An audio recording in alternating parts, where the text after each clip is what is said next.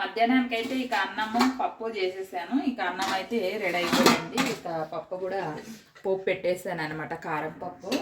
ఇక అందులోకి అయితే వడలు చేస్తూ ఉన్నాను. ఇక ఉల్లిగడ్డలు అయితే ఇక తరుక్కున్నాను అనమాట, పకోడలు చేస్తాను. చిన్న చిన్న పకోడలు అయితే చేసేస్తాను. ఇక ముందుగా కొన్ని నీళ్ళు వేసేసుకొని ఇక జీలకర్ర ఇలా నలుపుకొని వేసుకోవాలి. ఇక తగినంత సాల్ట్, ఇక ఆనియన్స్,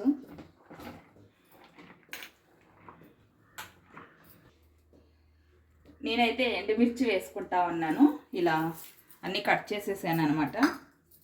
ఇక ఒకసారి ఇలా బాగా కలిపేసుకోవాలి.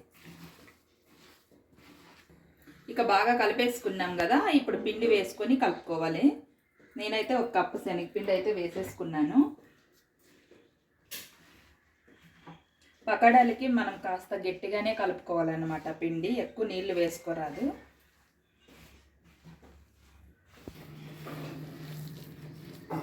ఇలా చూడండి, ఇక పిండి అయితే ఇలా కలిపేసుకోవాలి. ఇక మనం పకోడాలు అయితే వేసేసుకుందాం. ఆయిల్ అయితే హీట్ అయిన తర్వాత వేసేసుకోవాలి. ఇక అన్నం పప్పు అయితే రెడీ అయిపోయింది కదా, ఇక వడలు అయితే వేస్తూ ఉన్నాను.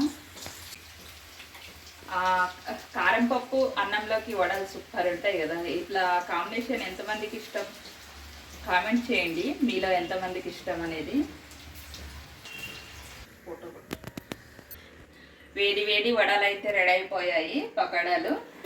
ఇక మా ఇంట్లో అయితే ఎదురు చూస్తున్నారనమాట వడలకి. ఇక తినేస్తారు. ఇక వేడి పప్పన్నము, వడలు. ఇక